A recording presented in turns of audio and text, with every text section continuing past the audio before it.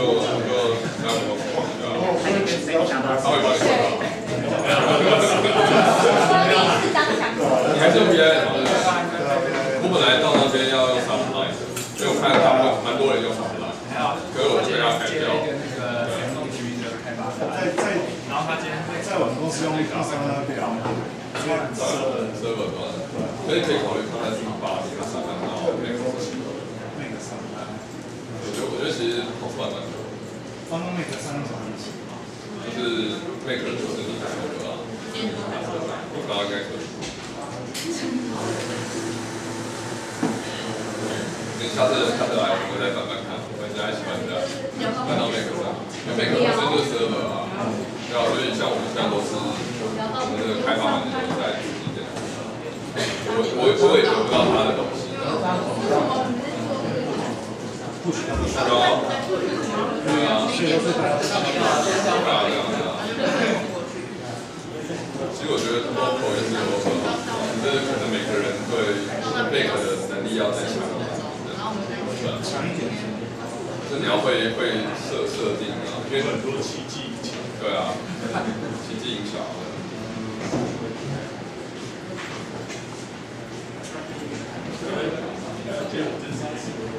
好，对不起，不要回去放会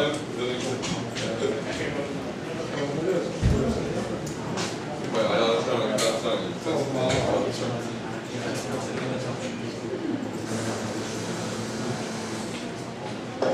太早开始学是，太早学了。3年，是指我说民国初，那时候在国中，都是之前的民国80几年，那时候在学校嘛，然后高中在当选手，在比赛，1991吗？比赛了，80年呢？不是80几，因为80几，对，80，1991还10岁。哦，1991，5岁。那1993、1994啊，其实也差不多，我也刚开始发展。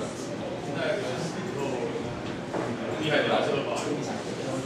真厉害，那比我们早，486。对啊，所以他写真的比我久。我刚刚那个时期就经历过了。喂。然后我们现在就请那个刘宇先生帮我们讲一下他的，应该会蛮有趣的来自 talk 啊，那我们就掌声欢迎他一下。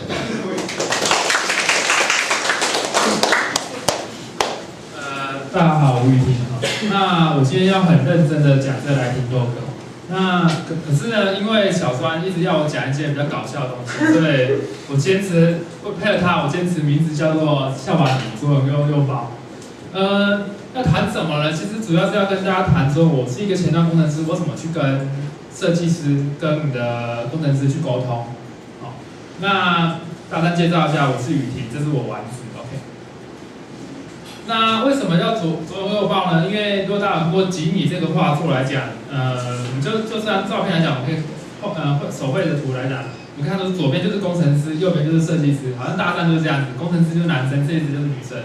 然后我们在同一个办公室这个工作空间，可是其实往往这两个人没什么交集，对。然后就是，而我们前端工程师扮演的什么角色呢？其实我觉得就是第三者，对。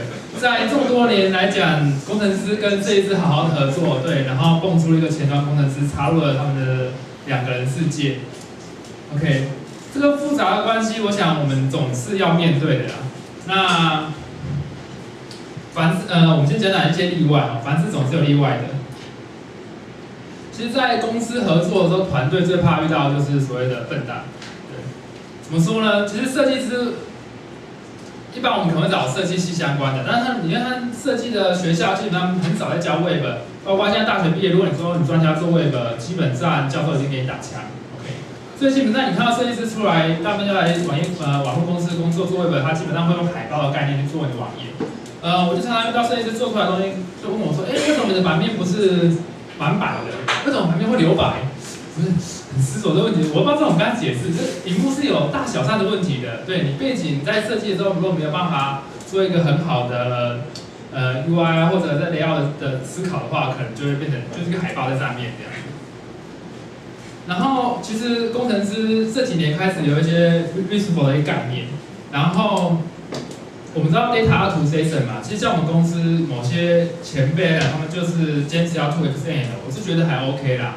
那但是我觉得最夸张的是，很多人都认为，工程师就认为 JSON 吐出来就叫做符合 API 的规范了。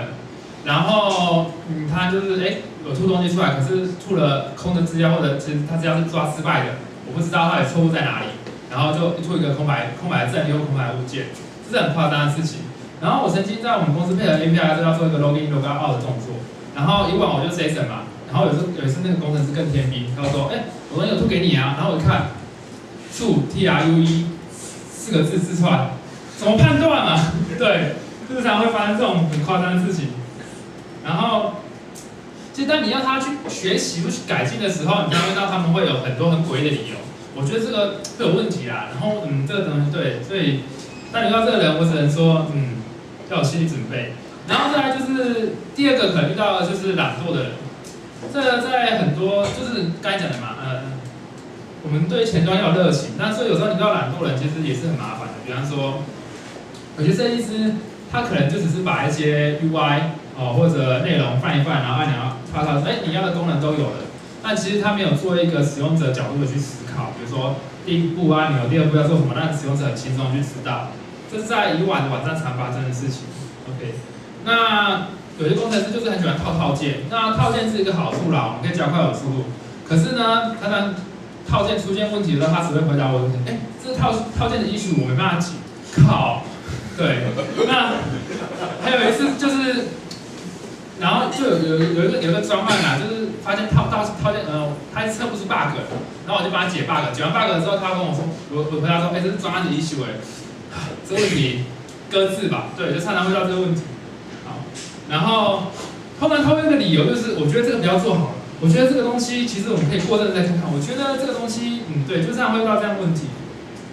那其实所以说你在你的团队里面遇到又笨又懒的人的话，我觉得只能说这种人就是无知无耻又无可理喻，就是虽小。对，那身为一个前端，我觉得问题总是要面对的。那我来到这家公司，其实直到今天为止，我还是本公司最年轻的 engineer。对，所以说面对这些算是前辈啦，真的他们有他们的想法，但是我觉得面对一些我们的前端设计，我们要如何带入一个新的思维？好，接着我们就跟大家分享一下。那面对设计来讲，我觉得面对设计师来讲，你一定要用手绘的，因为他们比较是图像性思考。而且我最常跟设计师讲的一句话就是，你只要设计得出来，我就做得出来。这我一直都有这样讲，对。然后基本上 PM 都会点我了，然后前阵就有个 project 就说，那我要翻的那个后面要翻的过去，我说没有问题，但是时间很赶，对。然后我们要比喻一下嘛，对，就是如果有一天你看到一个人，不管是男生女生，不管是什么人，只要是设计师，你给他跟他说这卡片给你，尽管刷吧，我相信他一定会很高兴的，一定对你服服帖帖。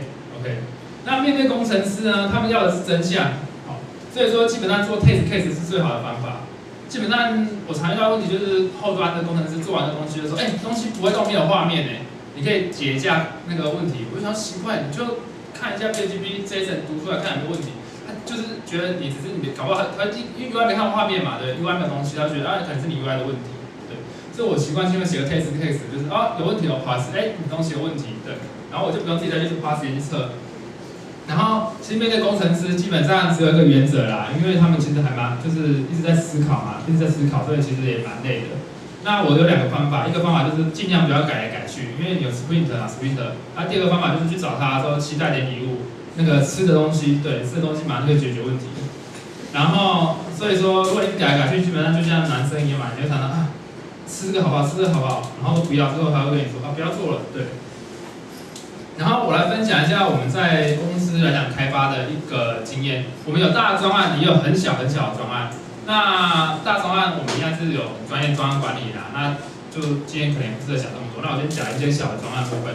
OK， 基本上会有 photo type， 那 photo type 基本上就是主管，主管他会丢一个，我今天要做什么东西，我今天要加一个 YouTube 的功能，我今天要加一个笔记本的功能，就这样子而已就没了。好，没了，接下来呢，你可能就要找 PM、找设计师跟前端，我们自己会开会，我们要画 photo type 出来。那 photo type 就是用画的，不要用电脑，你就拿白板啊、纸笔就开始画，讨论一下要的内容。那画完的东西，它其实想的不会那么仔细，所以通常是做第一个，就是我开始做layout 的部分就是那个 HTML 静态的做东西，图片就不用套进去，然后动画也不用套，但是基本的 UI 你可以考虑看看要不要做，有时候我这边就不做了啦，按钮动作有时候都不做。但确定没有问题后，你测出，因为有时候是一些功能的测试，测完没有问题后，就会请设计师输图，就想说，这个版面就是这样子，你可以开始绘图。那绘图后，接下来就是给主管或者你客户去确认，这个画面要不要 ？OK 后，基本上在确认中呢，因为你知道主管他们很忙，就我马上来看你的东西。这时候同时前端你就可以把你要的 data 跟那个工程师讲，那他基本上就可以要求按照你要求该吐的 JSON 出来。那有个原则啦，尽量不要把太多东西包在一起。前阵子就有一个工程师，我觉得他也蛮天兵的，就是我还要说我要什么东西，有一个东西就是要读系统的资讯。他把使用者登录啊，系统有没有稳定啊，东西有没有开起来，一次都放在里面，就读一次要差不多2分钟，2秒钟，然后就全部都卡在那个 JSON 那边。所以基本上这是可以规划好说大概要什么东西，然后分几个 API 去做这样。然后这时候同时基本上大部分一段时间后，设计师会跟主管都check差不多了，就差不多的时候，你设计师就可以，他会拿东西给你看，你也确定没有问题后，就可以开始切。切图后，最后还是等前端，一切做完，打完收工，就这样。然后现在运作起来其实都还蛮顺利的啦。那多多少少有时候，除非主管方看到说，我觉得我要改什么，那才会遇到大改。那大部分都是 sprint 的方式去做下一步的开发这样。然后我们来聊聊一些这段时间，我来到这家公司，我是 PHP 进来的，可是我在那边都做前端。那的一些经验分享这样子，那基本上不要做无聊的动画，因为我们前端最厉害的就是写 JS 吧，然后写 CSS 吧，就是做动画，然后常常会发现一些，有些人会去做一些很奇怪的动画，比如说翻页啊，翻个5秒钟啊，或者 list 要跑出来啊，每一个都要跳个1秒钟，然后再画个圈圈，然后出来那个，这其实是很多余的，你知道吗？我基本上只会做一件事，比如说 item 删掉就可能淡出我基本上都在500 millisecond 内消失。使用者没有时间让你看动画，第一次很炫，第二次很炫，第二次他就觉得你很烦的。然后或者说一些删除就是直接缩掉都有可能。它动画的目的只是让使用者觉得这个东西是比较合理的。然后我相信最近大家也一直在讨论 mobile 的动作嘛，基本上 Have 的这个事件不要用了因为你要知道这个东西在平板上是没有这个事件的，你就做这个功能，基本上就会等于没有这个操作一样。然后 CSS 有一个 active 这个 CSS 比较套了，它基本上在平板上它会产生一些 issue 啦，就是我们按下去按钮的时候，它会处于这个 active 的状态，所以你就发现按钮是一个处于一直按下去的状态。所以这东西就几个在就那个配合那个 response design 的时候要考虑到问题。那其实有一些那个UI 我跟大家分享 response design 还有一个就是，其实你不用分得太复杂。我之前也跟 Tony 哥讨论一下，但它可以分成就是平板桌机是同一种，平板桌机跟 mobile 就好了。为什么？因为平板，不知道大家有没有发现一个问题，就是我们会在设那个 APP 的 size 是1嘛，使用者不可能变换比例嘛。可是，在 Enjoy 上是不时候的，所以同样的 layout 动作，就是同样的大小，比如说 icon 是640×640，我们在 iOS 系列看到都很好看。可以到 Enjoy 的话，它的图片就变小了，这样就会被打枪，因为不好按嘛，对，就是像主管他们眼睛比较花的就按不到，对，所以说基本上我设法很简单，就是设0.5后你的 icon，那个 iOS 会支援嘛，就没有问题，那 Enjoy 0.5，它基本上不理它，所以等于1，然后一样可以看。那这时候就有个问题，就是平板会超过1024768这东西。那 Verse 上面有写到，就是你觉得这样有问题，那所以其实你只要分平板之上，就是768之上，它是一个就是我们标准的桌面的一种画面。那如果是768之下的话，你就是 list 繁殖呈现。你也不要想说我可以切左右边，因为每一个缝的 size 实在太多了，你根本不可能切完这么多东西。然后，好，这个比喻前端很强，因为基本上有时候我们前端基本上都把自己当全端在用嘛，就是设计师你不会切吧？好，我帮你切啦。你拉给我，我帮你用，我看你会累死自己。后端工程师，只会写 PHP， 可能连 2C 都不会。我帮你转了，对不对？就是你就是找死自己了，对不对？常常会发生这种情况。然后最后分享2个 tool， 一个就是response 的那个REST 的 CLI 的一个工具。那其实蛮好用的，就是常常有时候就是我这个在部门的 seminar 也讲，就是为了让那些工程师不要一直找我事情做，就是你就是发现有 issue 自己下那个 SAX 的那个 request 回来，然后就可以看有没有东西。像这是我最近在爬那个 YouTube 的 API， 然后这个东西可以出来，就可以试，这是很好的工具。然后再来第二个最近发现的宝贝。它是拿来干什么呢？因为我们有时候会测一下别人家网站，那它基本上会有很多 JS 档或者 CSS 档，都好管它的。那它一定是从它 server 来的东西你不能改，这个就类似 Parsi 的一个概念，就是比如说我今天有一个 JS 档，我不要从它 server 来，从我自己的 client 来，然后 client 来就是好像你可以改里面的东西，改里面东西你可以测一些在好的应用，我们可以做那个 performance 的 tuning 啦，对，我们之前就在做一些 performance tuning。或者把一些东西 K 下来看速度会变快。那在不好的应用呢，你就可以去测别人家网站的东西，去看那个东西可以导出来啊，就靠这个工具很好用。那这是2个最近一直在研究的工具，那或许有新的，改天会在一些聚会分享。好，然后在团队合作的话，其实大家都讲过，都说吵架难免啊，但是其实我看过吴淡然说，我要跟大家分享一件事哈，赢了一场架却输了一个家，我觉得团队合作是不容易的事情啊。有时候我们在争吵的时候，可以静下心想一想，其实有时候不知道在争什么，我就休息一下，或者大家回去楼下喝杯咖啡啊，聊个天，上3步可能就找到解答了，就不用这么固执。团队合作是不容易的事情啊，团队的其实有时候吵架你觉得可能没什么，但其实伤痕多多少少都造成了。跟大家一些这是一个经验分享。然后最后有个很重要的事情，明天是小庄生日，所以我要跟他说生日快乐。对，然后谢谢大家，谢谢大家。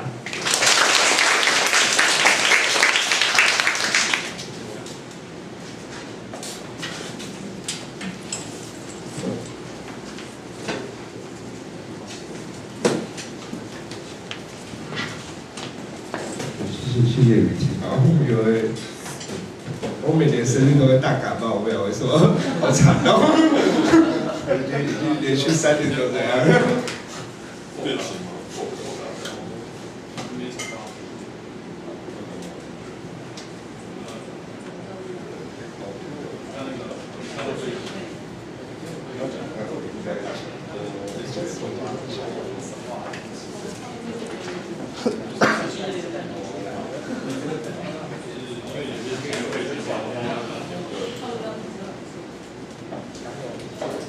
大家好，我是 Gary， 然后目前任职于某间防毒软体的公司，然后就是我们区别嘛，我知道，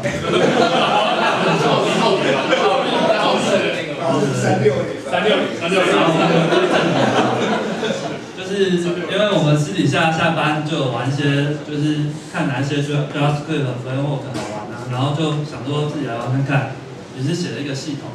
然后我今天要跟大家分享，就是我们怎么用它来做一些就是我们想要的功能或是行为这样。然后我先讲一下 AngularJS， 它大概分成 HTML 跟 JavaScript 大概有哪些东西。一开始 HTML 我们要定义它一个 scope， 需要根据 app， 你只要绑在 body 或是 HTML 上面，或是任何一个就是可以把一些动的东西包起来的范围，它都有效。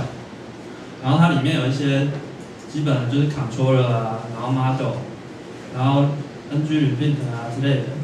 其实它官网上面就是资源非常丰富，所以大家有空可以去看一下。然后再来就是 JS 我们就是可以定义一个 controller， 然后就给它绑一些 scope 里面有的动作或是元素，这样子它就可以 work。然后如果再更深入，为了要团队合作或是自己好维护的话，最好是再帮它加上一个 module。那 module 是什么？待会我会讲。然后 module 底下会有 service 啊 ，factory， 还有 derivative。derivative 它是个非常厉害的东西，就是你可以改变你的 tag， 就是你可以设定你自己的 tag， 只要写在 HTML 上面，然后你有定义这个 derivative， 它就有它自己的功能这样。然后接下来我们看两个 demo。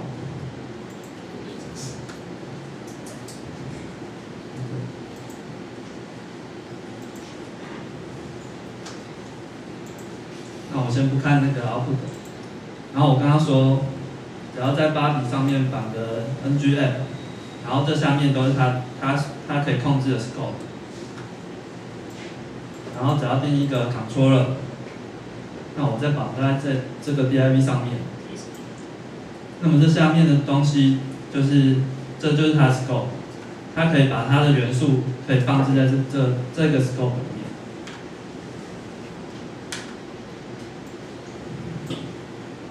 然后我这个 controller 就各位看一下，就是有定义一个 data， 它是 JSON。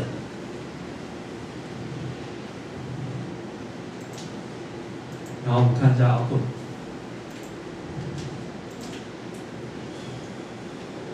这边我用一个 ng 的 derivative， 它叫 ng repeat， 它会把 data 里面的东西都 print 出来这样。所以你在画面上会看到这些，就是刚刚 JavaScript 的 JSON 物件里面所带的资料。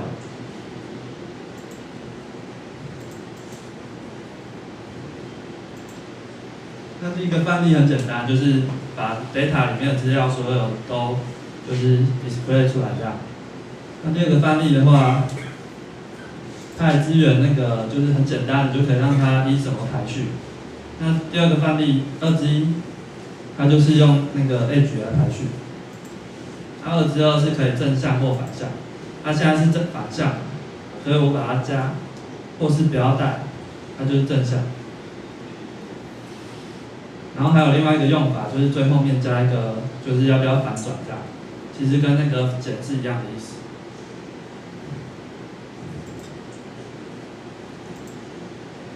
然后再来2之4，就是你可以自己定义一个 ng model， 然后你想要让它用什么排。然后我们这个 data 里面有 name 跟 age 这两个，如果我们现在用 age 排，我就直接在这里打 age 就可以了。这样它就会从小变成大。那如果用 name， 它就用英文字母来排。其实这个应用可以应用在非常多地方，因为其实 AngularJS 它就是你只需要控制好你的 scope 里面的所有的行为跟那些属性，然后它就会跟你 HTML 上面所定义的，就是架构就会有共鸣的。然后3之1的话就是可以 filter。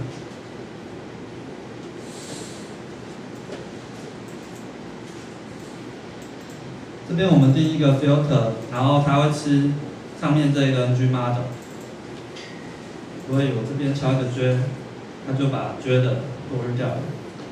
那我如果敲11，它会去检查到它的 age 有11。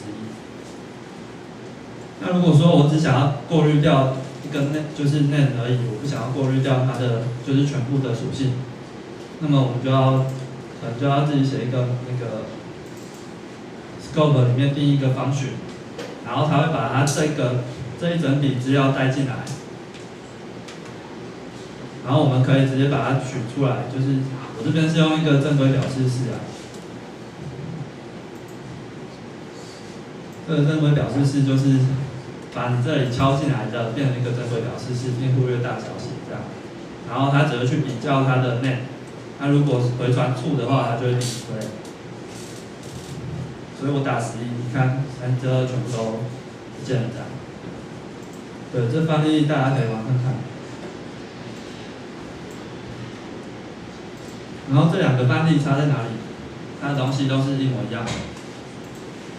就我刚刚说了，就是你可以单纯定义一个 controller 去控制，就是整个你要应用的范围，或是当你的画面很复杂的时候，有很多资料就是要互动的时候，你可能就要定义一个 module。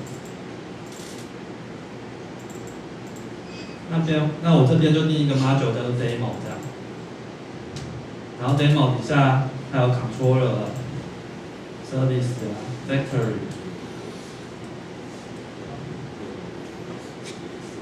这样的用意是为了就是只是好维护吧。那我们回到问题。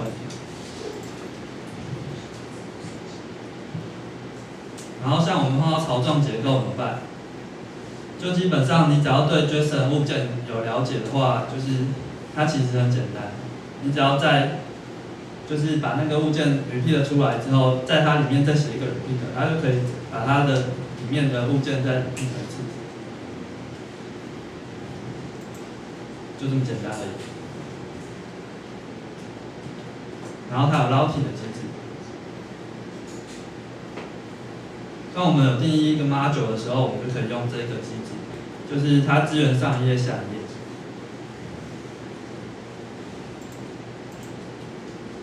这个意思是说，如果是就是像我们这样子的话，它就会呼叫这个就是套用这个 controller 的 scope， 然后并且用这个 template 来显示，然后它可以带参数，然后 otherwise 是预设的，就是如果你都没有带或是带错的话，它就会帮你导回这一页。那我们今天参数就用这个变出来接。那主要它的作用域就是在 NGView 这个 model 里面定义的 NGView。然后当我们从 A controller 切换到 B controller， 就是刚刚 routing 机制的时候，它会去让 B controller 就是所有的语法都会跑过一遍。但是有一个重点就是 A controller 的 scope 当初有对它做的任何动作，它都会 keep 住。所以当你回到 A controller 的时候，你刚刚的操作行为还是存在的。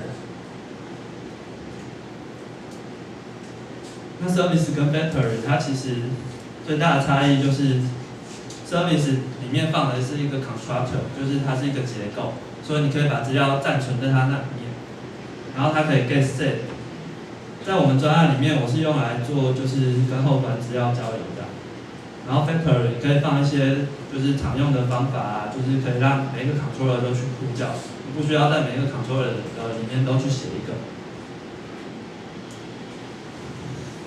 那如果是 callback function 的话，如果你用 edges 去呼叫的话，最好全部都使用 callback function， 这样子才能保持那个资料的正确性，尤其是在 scope initialize 的时候，你有一些 scope 底下的定义的东西，可能需要就是某一个 edges 回来的资料，这时候你就需要把它们包在一起，然后就看一下我们的系统这样。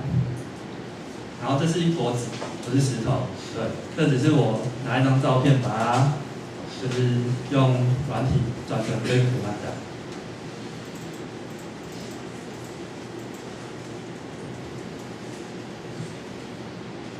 那这个画面有点丑，请各位多包涵，因为我不是设计师，我也不是 UI， 我也不是 front-end， 其实我是玩后端的，对。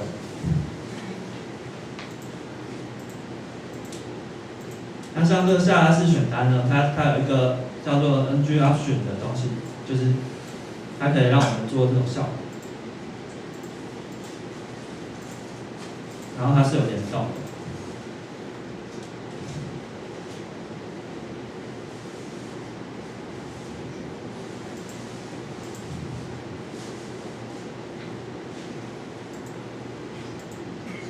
所以是要把地面上给干掉。没有这个意思，只是做好了。然后我大概讲解一下这边的结构大概是怎样，架构大概是怎样。这个左边的开新订单跟订单管理，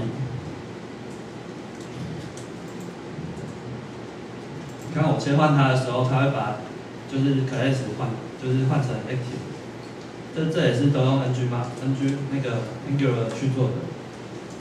然后这一块也是。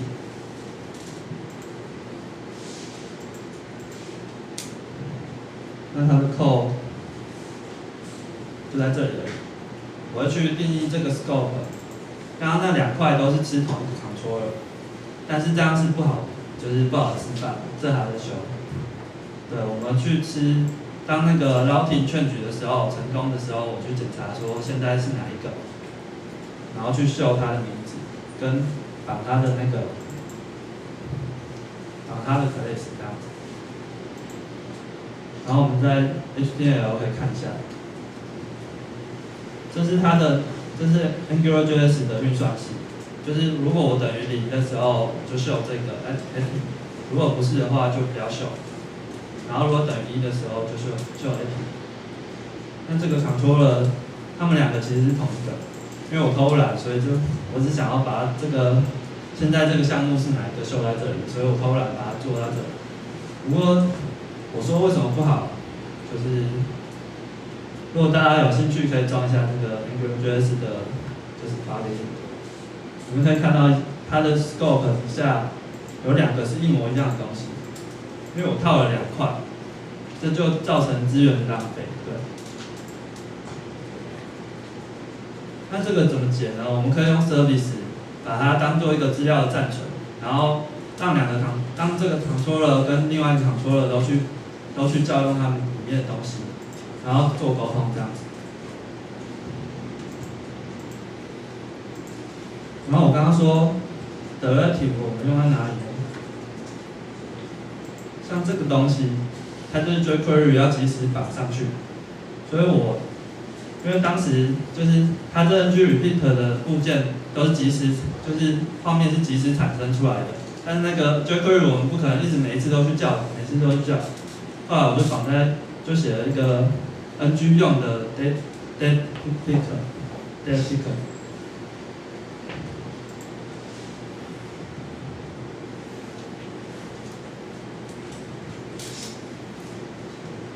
来这里。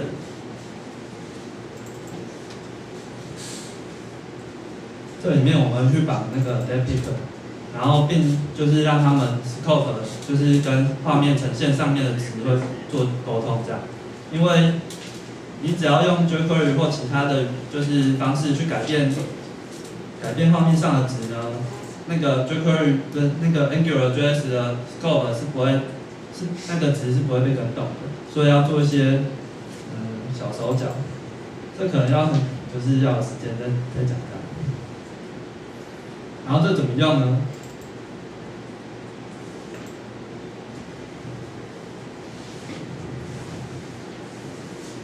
我只要绑一个这个，它马上就生效了。那我把它拿掉。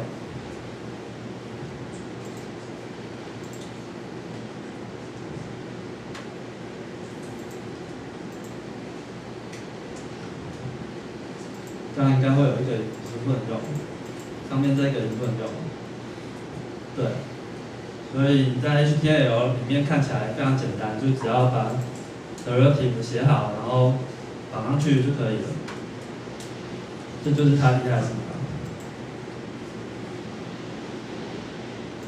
再来我说为什么要用 module 去分呢？当这前面的code有点少，但是有点乱，因为还没整理。但是你看后端，要是你要处理大量资料的时候，哇，你需要一堆 service， 然后又要 factor， 就是你要就是编辑非常多资料的时候，那个结构就非常重要了。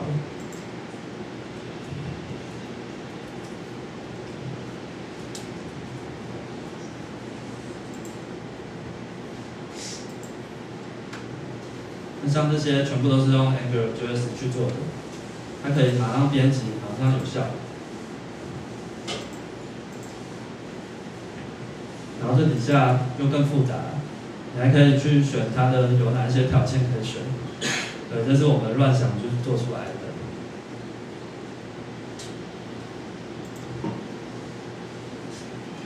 那我刚好看一张单，就是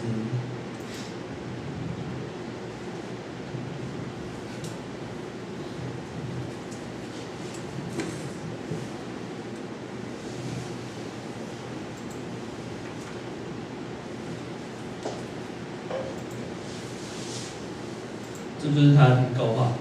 那我们现在看一下这个好了，看一下它后端改了会不会就是马上有效果。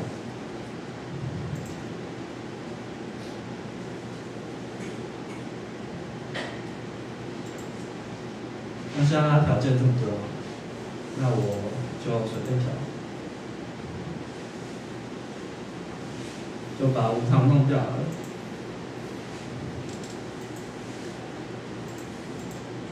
那这时候我们再揉一次，马上就不见了，因为我们都全部都用非同步。因为 AngularJS 它就是SPA 就是要让使用者感觉起来，好像很快，什么感觉都没有，它做好了。对，这就是 SPA 的精神。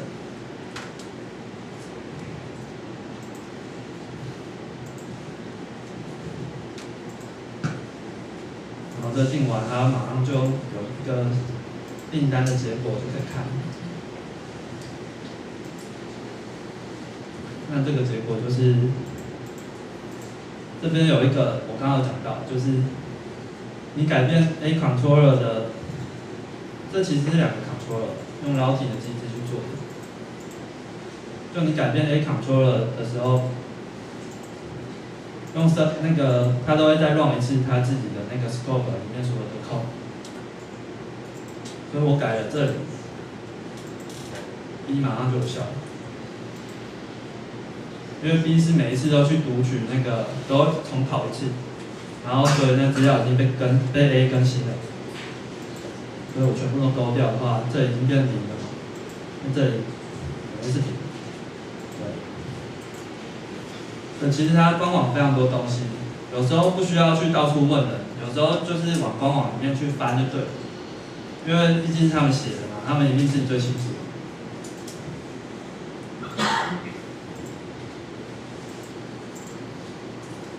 那我的今天分享到此结束，然后我是 Gary， 谢谢。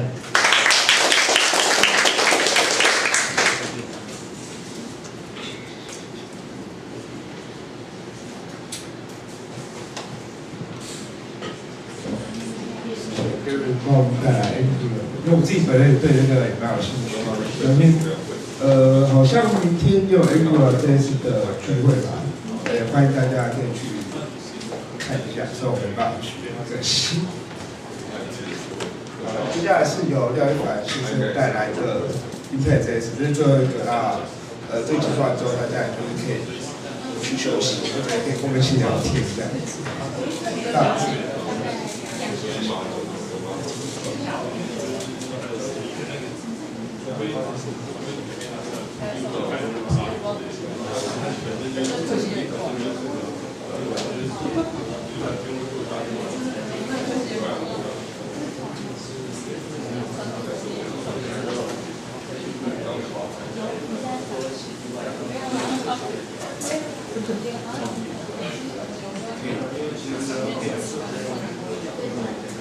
各位大家好，我是廖一凡，然后今天要跟大家分享一个，就是可能跟前端工程师比较没有关系，比较轻松一点的 topic， 这是 HTML5 的游戏引擎。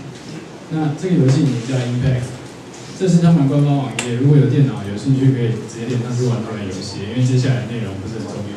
就是因为这是我前一份工作，我们老板就是有一天中午他跟我讲说，那个我们要做游戏，然后要跨平台。要跨手机平台这样，那有没有推荐什么游戏引擎？那我当然之前是完全没碰过啊，所以他隔天中午就问我答案，我就随便给他一个，然后我就用这个。那他网站上有很多很好玩的游戏，大家可以去试试看，然后也有游戏的排行啊之类什么的。比如在他们的网站上面就有一个 Games， 那你就可以看他最近新出有哪些人用这个游戏引擎做游戏，然后你可以去给他评分。那我们之前都是做游戏的在上面，是pre-launch 版的。那等一下我 demo 一下，就是还在 alpha 的版本。那这个游戏引擎它主要可以做什么呢？它可以做2D platformer， 就是说，比如说像洛克人、马里奥兄弟，还是乒乓球啊什么之类的这样子。所以它可以做动作游戏2D 的，可以做射击，比如说像雷电啊或什么之类的游戏。那它可以做 puzzle， 就是比如说圈圈叉叉啊，还是一些简单打斗怪。那我们是拿来做 casino， 所以我们有一些功能就比较没有用到这样子。那它现在新的版本作者只有一个人，作者他现在已经帮这个东西加了 WebGL 支援了，所以如果你有 WebGL 的元素加在你这个游戏里面，那它可以用它官方的转档，叫 Injecta， 可以帮你转成 iOS native， 然后可以支援 WebGL。那左下角这个是一个，我有附在最后面连接。左下角这个就是利用 3.js 跟 Impact.js 做的一个3D 的小的游戏 demo 这样子。然后它的光影啊，还有它的里面的都是即时，大家可以上网页试试看。然后它这个东西，它其实是要钱的，所以它有一些工具提供给我们用也是应该的。它有附一个，叫做 Wildmeister 的 Map Editor， 就是让你可以编辑你的游戏场景。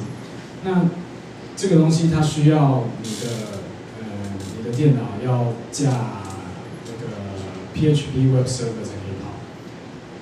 那另外呢，就是虽然说这个游戏引擎是要收钱的。然后它也只有一个作者，但是因为他写的真的还蛮不错的，然后很多人买了之后觉得说，它用起来物超所值这样子，所以有一个网站叫做 Point of Impact， 它有很广泛的就是社群资源这样子，上面有很多 tutorial 啊、snippet 啊、plugins 啊，可以让你加到你的这个游戏引擎里面补足你做游戏的不足。那这个游戏引擎的主要概念就是，当然它 HTML5， 所以这些东西是完全没有用 Flash 的，所以它的游戏、它的物件操作什么，全部都是在 Canvas 上面。所以你的网页你不需要弄一大堆 div 或者什么去操作 button 或者什么，当然也可以，但是如果想要跨平台的话，不建议那样做。就是它所有的 GUI 跟按钮操作，还有它所有的特效，全部可以做在 Canvas 里面，所以你可以做出很接近 Flash 的效果。然后它的这个 framework 其实它是一个很完整的 framework， 它除了帮你操作 animation 以外，它还有很多其他功能。那它最主要跟我们一般前端工程师会写的程式不同的点在于说，我们很习惯在操作到，然后我们很习惯就是 JavaScript 的 event trigger 这些模式这样子，但是它不是用 event trigger 跑的，它是一个 game loop。那它后面达成 game loop 的方式是用，大家都知道 set timeout 跟 set interval。那现在就是比较在 browser 上比较好的做法，其实用 request animation frame， 它是一个就是有 Paul Irish 强者，他有包一些反正他有把这个 API 包起来就对了，然后可以在不支援的 browser 上 fallback 到成 set timeout 跟 set interval， 这个建议大家可以上去看一看。如果用那个来写一些 timeout 的 function 的话，也会比 set timeout 跟 set interval 的效很好。那 Impact.js 这个 framework 呢，它已经把这些东西包进去了，所以它有一个 main game loop。那这个 main game loop 就是跑你游戏进行的所有功能、所有程式，然后 instance 实体化你的物件啊之类什么的这样子。那它这个游戏引擎有很多很方便、很有用的功能。我一个一个大概讲一下。第一个 UA 就是它可以 detect 你现在使用的 device。那 animation 就是它把，我们如果大家有玩过 Canvas 的话，大家会知道 Canvas 是用一个叫 draw image 的这个function， 所以它其实完全没有物件或者是动画概念。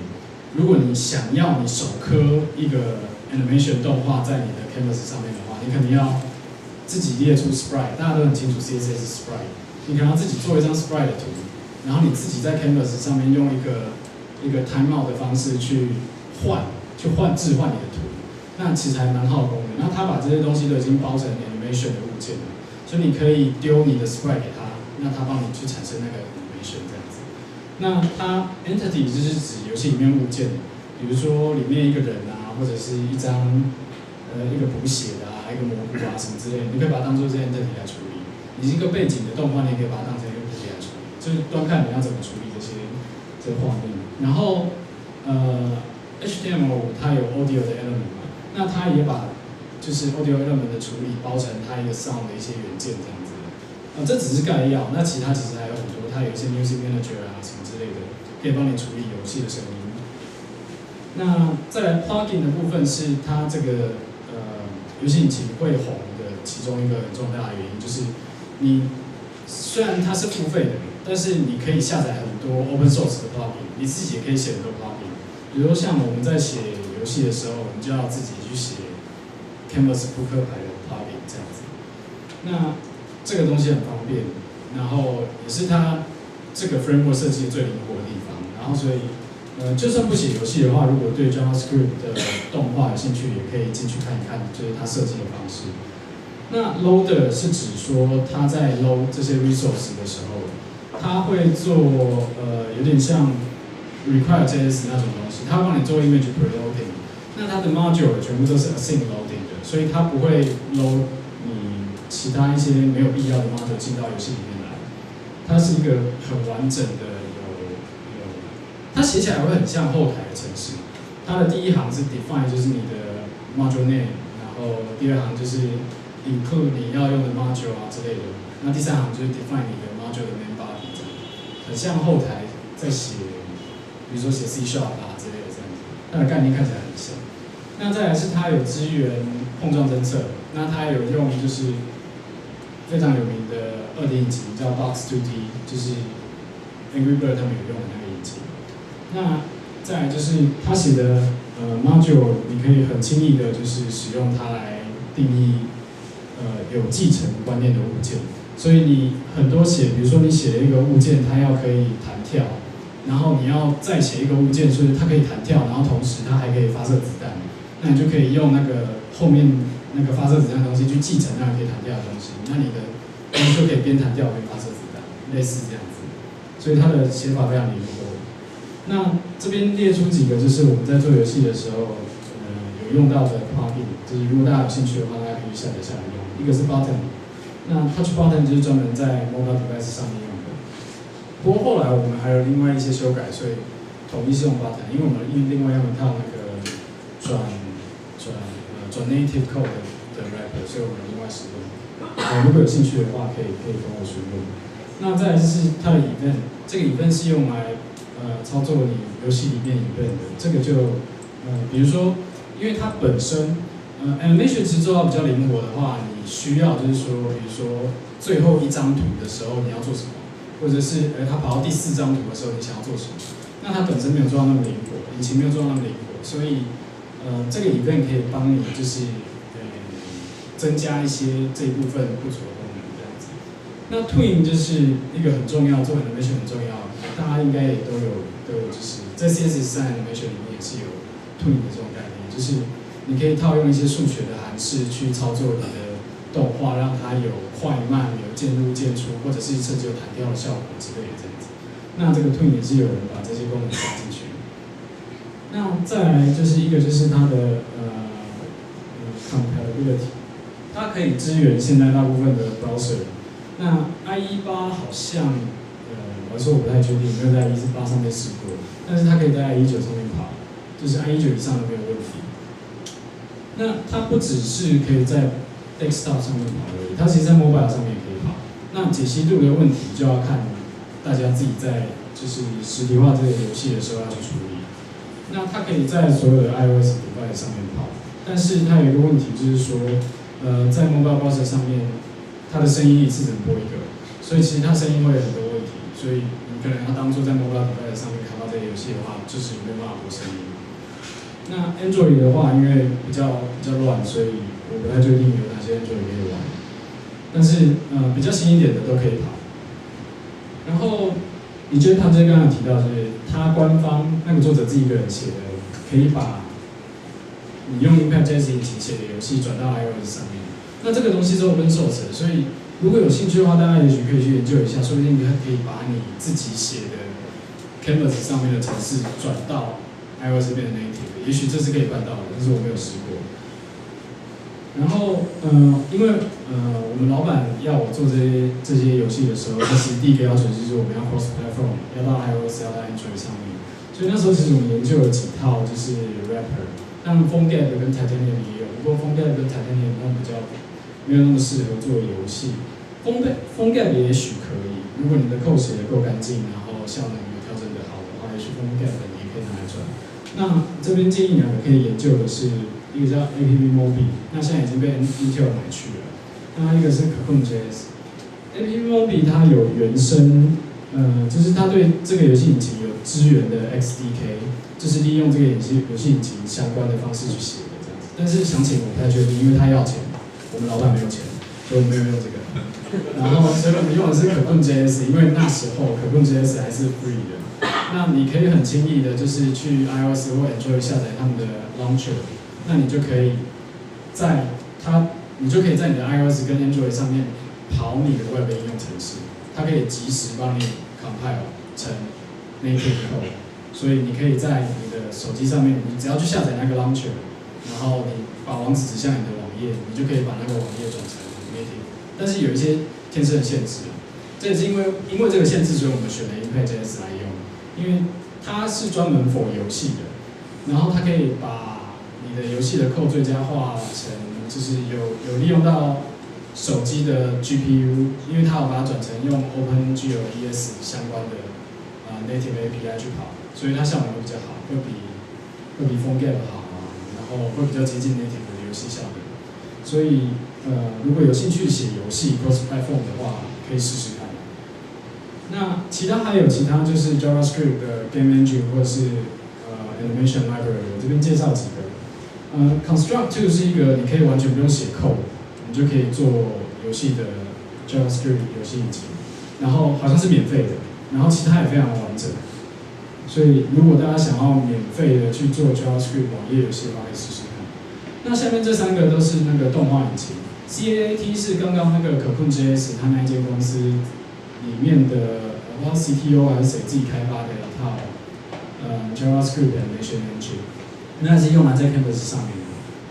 那 Connected.js 是一套我不太确定它是 free 的还是要收费的，因为那时候一开始我有用 Connected.js 来做游戏，那它的操作没有像游戏引擎那么方便，就是说你的 image loading 啊，你的 resource loading 啊，还有你整个游戏架构你要自己写，因为它是给你操作就是动画用的，它把你一些比如说 Canvas draw image， 它其实是没有意义的东西，它只是好让你画一张图，但它把它变成有意义的，比如说画方块啊，或者是做动画啊之类的，它帮你包起来，但是它不是专门做游戏用的。那 GSAP 是一套要收费，但是号称效能非常强大的引擎。那因为要收费，所以我没试过。但是听说效能非常强大，所以如果贵公司有经费可以研究的话，就尽量投钱下去。然后我也很想听到就是有人分享这一套引擎。那这个就是我们公司后来做出来的成品。那它也有在 Input.js 的官方网站上面跟类似有出现。在上个礼拜吧，还是前7名。就是分数还有前7名的，但是这个礼拜突然有一个人不知道给他很低分，他可能很讨厌赌博游戏，所以现在已经退到10几名去。那我在这边 demo 一下这个游戏，大家也可以打 Lucky Lane 去搜寻，就会到我们的 Pre-Launch site。那我现在 demo 的是内部自己的 Alpha 的。这个 bug 是我离开公司之后出现的，所以不要问我为什么。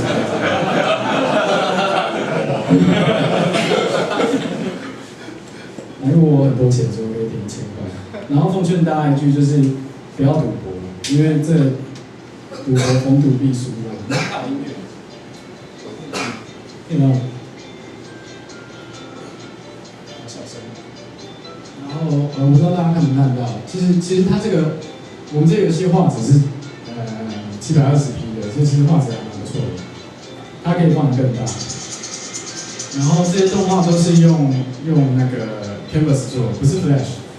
然后我们可以比如说送表情给其他玩家，这是用 WebSocket 做的。这是另外自己开发的 project。我看可不可以中奖，我投了一下，很久没中奖，因为我们老板抠，所以希望多赚点钱。然后当然这我也不能藏那个什么强制中奖留在里面。我看的是很难中奖。然后这可以多人玩，所以我不知道他们介不介意把这个链接分享给大家，所以假设可以的话，我会把它分享到我们的社群上面给大家看一看。然后大概就是这样。那我另外2个游戏稍微介绍一下。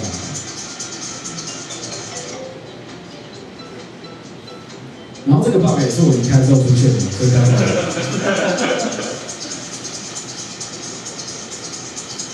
然后那游戏还有一些，因为还是在 development 版本，然后我走了之后也没有人开发，所以我也不太确定那个之后这个游戏会怎么样。我是希望它可以好好活下来。然后这个大家男生都比较爱玩，这是那个好像是007最爱玩的游戏，就是 Baccarat。所以如果你有获胜的话，那个正妹会给你一个星星，给你一个爱心这样。但是这阵还蛮难中奖的，因为我们前台没有控制那个游戏逻辑，游戏逻辑都在后台，所以不是我可以控制的这样。然后如果输了他就哭，然后那些海浪的动画啊，还有人物的动画，都是用这个引擎做的，就是自己去开发一些东西，然后把它加到这个引擎里面。本身这个引擎其实没有推荐，就是做这种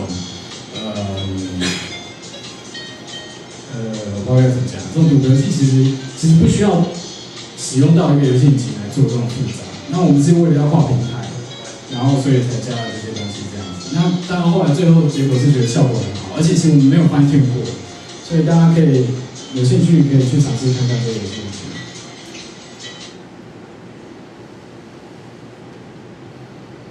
然后应该结束了。后面这些是一些 resource， 然后这些有几个其他我没有提到的 JavaScript engine 的比较啊。然后第二个就是刚刚那个有一个3D 的设计的那个小 demo。然后第三个是就是我自己 blog 有写一些就是分享一下使用 Impact.js 引擎和 OpenJS 它的一个游戏目录应该怎么设定这样。然后对，就是这样。那谢谢大家今天听我的那个来点头，有问题欢迎问我，谢谢。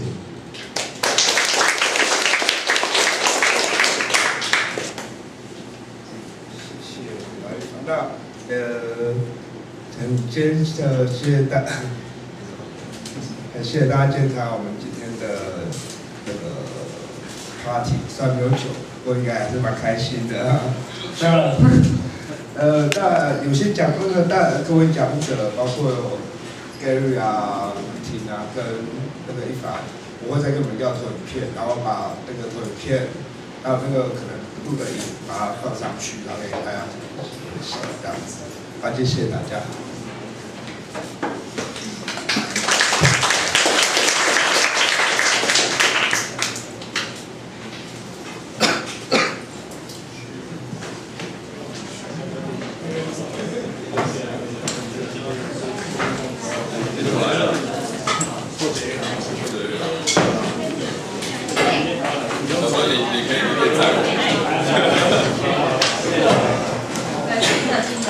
用走的就好了，有点小一点。